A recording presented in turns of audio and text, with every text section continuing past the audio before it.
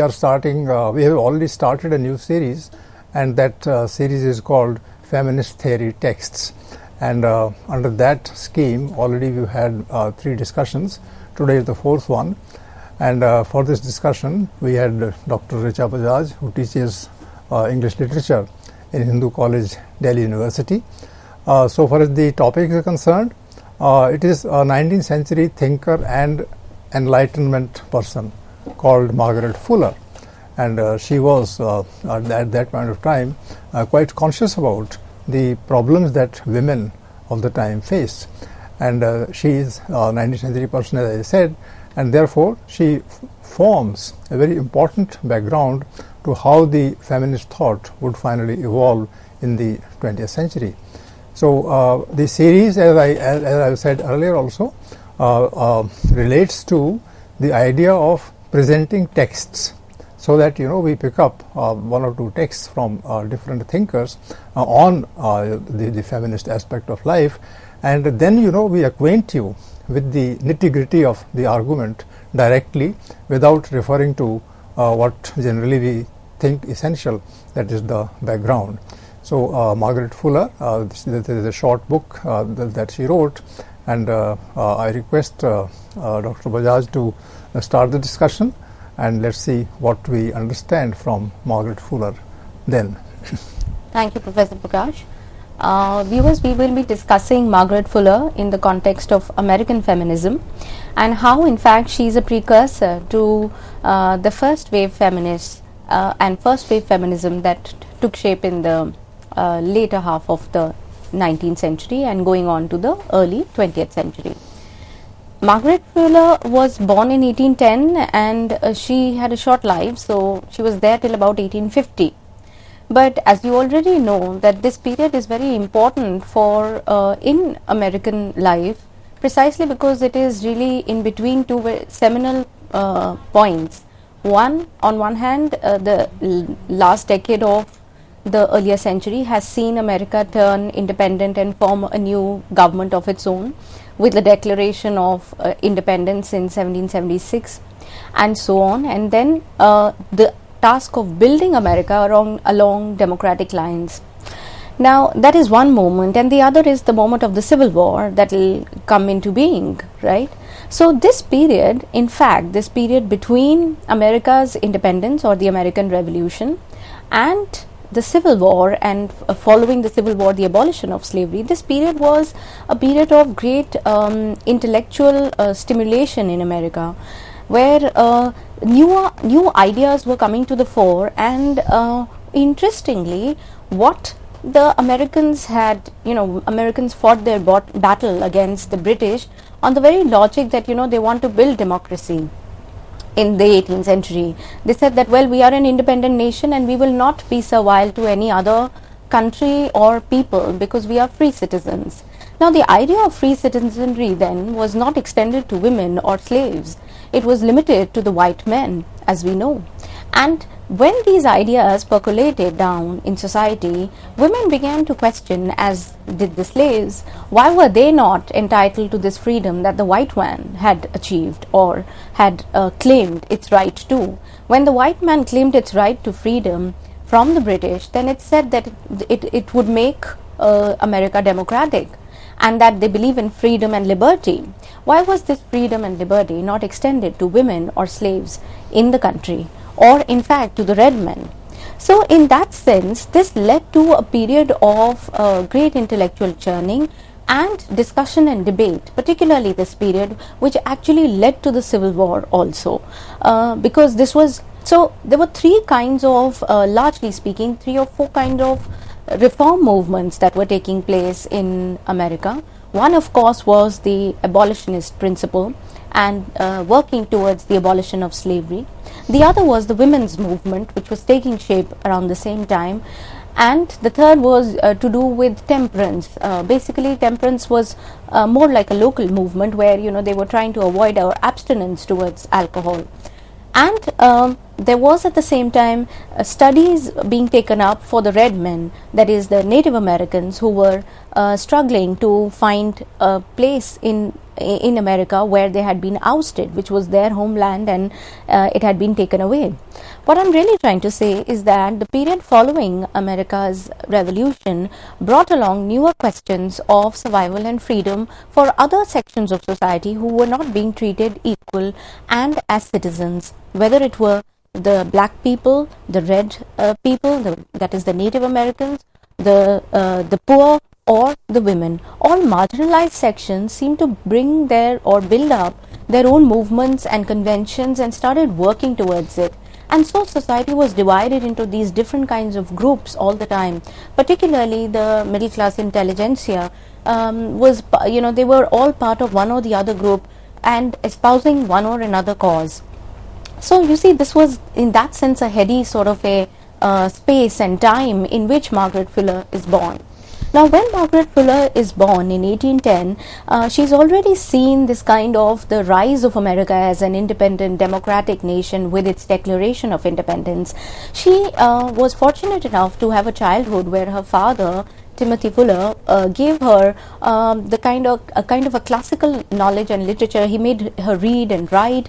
He made her read all the classical literatures, things that any boy would, the way a boy would be treated, she was treated, and given that kind of education. Even Timothy Fuller was actually a congressman, and he was quite strict with her in terms of her education that she received. So she was fortunate among women to receive that kind of education, and she made full use of it till she was actually able to go to school at the age of 10 or so. She actually visited a school for ladies and for girls. Being there for another 2 years, she came back and began working on her own and started reading classical Greek literature, Roman literature, Renaissance literature, and the others. So she was a very well-read, an avid reader in that sense, and a thinker. Finally, you find that Fuller took to journalism in her professional life. When her father died, she faced this question with her family. You see, they had an estate, but she could not claim right to that estate because she and her mother, who were adults, were women. So the uncles came and took hold of the estate, and that is when she started to think about women's rights, about property, about inheritance, how they were denied the rights to their own property, and how they were at the mercy of these uncles who would not part with their own money. So she had to also take up a journalism. She worked as an editor. And she worked as an editor initially with Emerson, and later on to go on to talk about New York Tribune. She became the first female editor there. So and meanwhile, you see, while being in touch with Emerson, she was also turning a sort of a transcendentalist. Not really, because the woman question kept her grounded and took her back to materialism often. And this has been sort of, so to speak, her intellectual graph. That is Margaret Fuller's graph. Let me take you to some of the slides which might be helpful in this regard.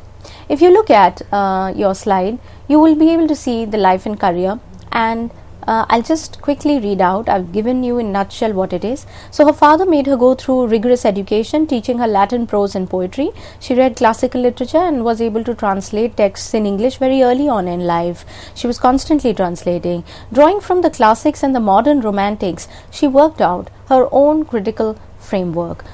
And you see, when she, as she grew, she realized that, the romantics had more real, palpable issues that they dealt with than the classics. So she was drawn between Platonism on one side and the feelings on the other, which were being offered by the romantics. In fact, she also often felt that classical literature was indifferent and rather distant from real life, and that romantics were closer home. Remember, this is also the time when romanticism in the West, in Europe, is taking shape, and it has already taken shape in America. So this is also the period when romanticism is coming to the fore, right, and is trying to come close to reality and the real problems of the people. So she received formal education at the age of 9, and in 1824 she was sent to the school for young ladies at Groton, as I mentioned.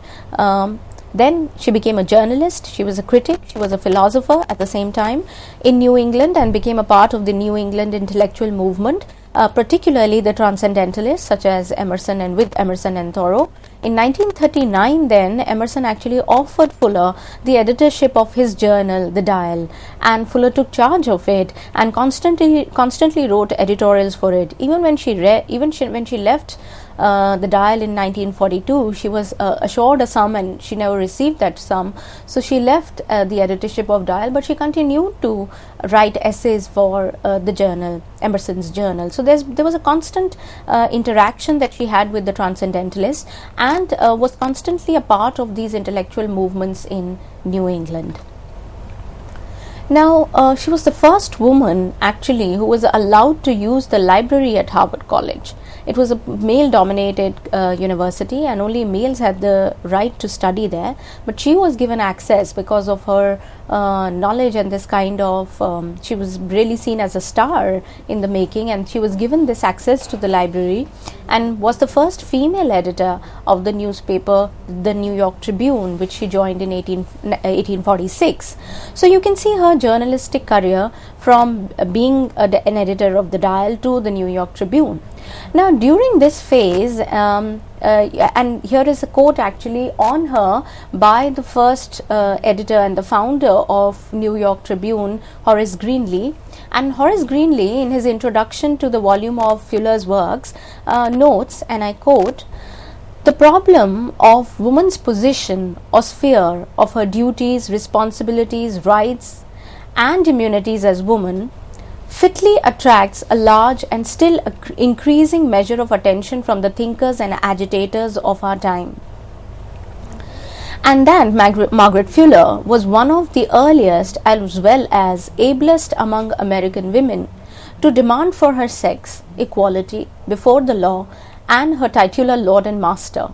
Her writings on the subject have the force which springs from the ripening of profound reflection into assured conviction. She wrote as one who had observed and who deeply felt what she deliberately uttered. Others have since spoken more fluently, more variously, with a greater affluence of illustration, but none, it is believed, more earnestly or more forcibly. So, end quote. So this is what Horace Greeley had to say about Margaret Fuller, and because he was the one who gave her also the job. So the idea that she's a woman of conviction, of values, and of new ideas, who's trying to not tread the given path, but to find her own path in literature, as a thinker and a believer of the fact that women are equal and that women have been restricted in life. So you see, this led to what came to be called as Boston Conversations. In fact, now Fuller had conducted, because she felt so deeply about the issues of women and about the condition of women at the time, and the kind of condescending attitude or the patronizing attitude that men had towards women, that she went on, she almost felt it her duty to conduct these kind of classes, or what she called conversations, which are famously known as the Boston Conversations.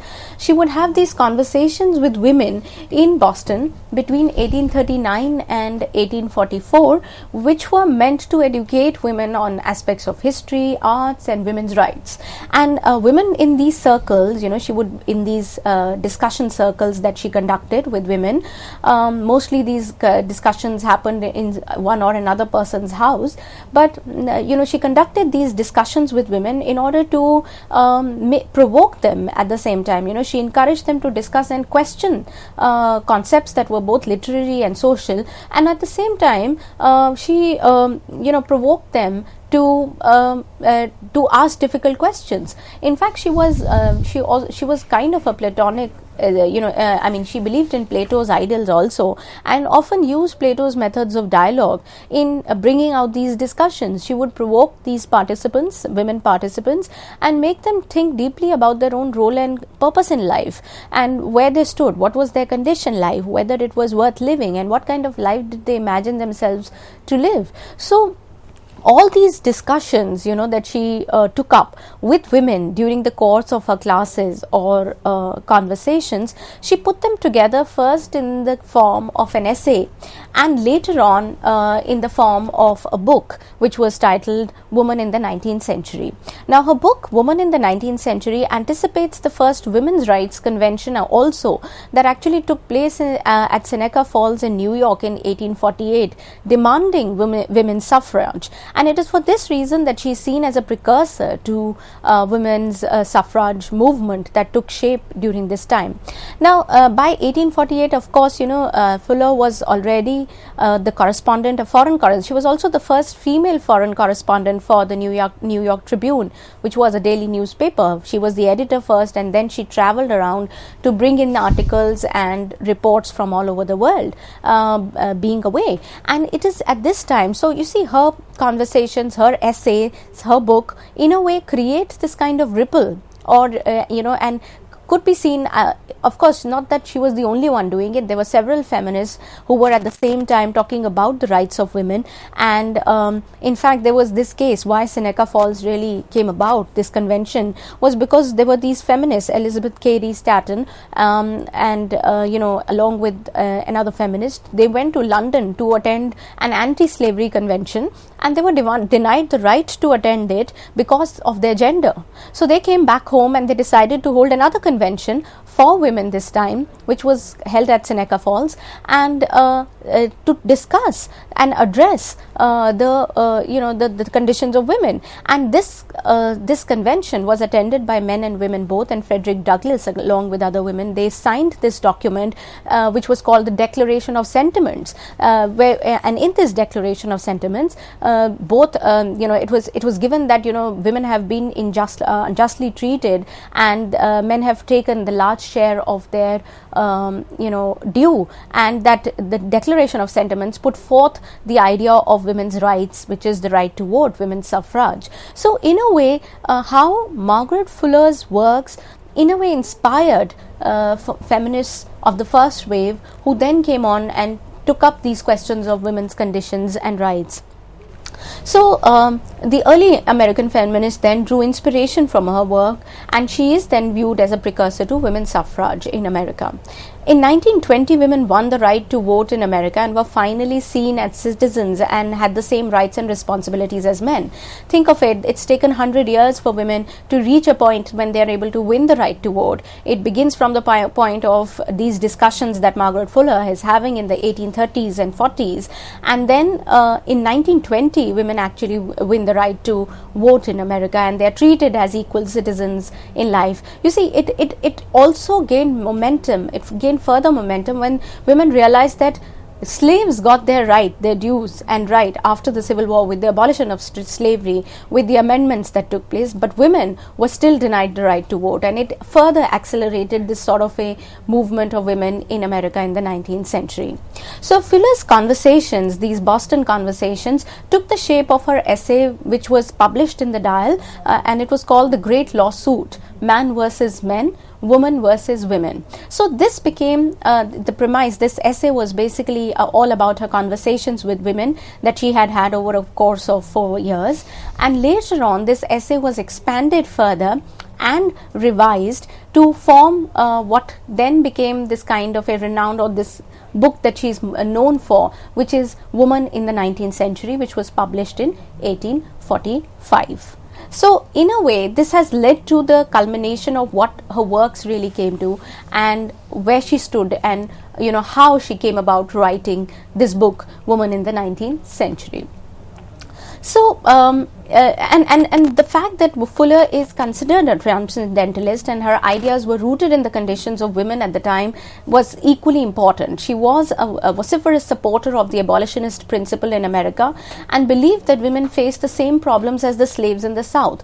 And this in a way gave strength to her ideas and to women's movement, that they were always aligning their cause with the cause of the black people, and they often felt that women faced the same problems as the slaves faced, and that it was a more of a conjoined fight that they had to wage against for liberty and freedom and equality. So in a way, so she's often considered as a transcendentalist, but you find that she, the very condition of being a woman and the problem of women's conditions and the following this kind of cause kept her also grounded and kept her close in the category of the slaves, of the marginalized, and she was always fighting with them for the cause of women. So this is how I'd like to situate and place Margaret Fuller in the 19th century American ethos. And following this, I'm going to now take up some of the seminal points of her book, Woman in the 19th Century. But that's how I would look at. What would you say based on you this? have basically expressed quite well two ideas. One, that women are distinct from men, that there are certain things that are not there in men at the time that there are in women, and that women are not being properly, justly treated by the male fraternity in the country. This is the first idea. The second idea is that the condition of women in America at that time is more or less equivalent to that of the blacks, and whether blacks are men or women, that is not the point here. The point is that both of them share a kind of existence which is based on slavery, and she points it out quite well. I think these are good points, and they are very convincing also for us. But only the only place where I'd like to come in is where Margaret Fuller doesn't really see men as different from women. In fact, on the contrary, their conditions are very different, for sure. No, I'm referring to the quote that you had, men and men and women and women. It's the title of her essay, which is called Man versus Men and Women versus Woman versus Women. So she's actually making a distinction between. Explain this point. Yes. So she's actually making a distinction between the categories such as manhood and womanhood, and suggesting that men and women. So when she talks about the concepts of manhood and womanhood, then she doesn't she sees them as a part of one integrated whole, and men and women, their development as not being complete because they have not really reached the point where I'll probably discuss this point of manhood and womanhood, and also men and women. What is her view? Whether she thinks that men are different from women or women are different from men, or whether they are equal and the same. So perhaps this could be kept for our next discussion. Friends, Dr. Richa Bajaj has given a kind of background to the 19th century American feminism, and she has picked up Margaret Fuller as a personality in which the ideas are crystallized quite effectively, and she has this background that she gives will give us an insight into the points that she makes in the book that Dr. Bajaj mentioned. That is the woman in the 19th century. She is not talking about others. She is talking about women or the woman in the 19th century. And as she has quoted, there is also a difference between men and man and women and woman. So we'll take it up further as the next session begins. Thank you.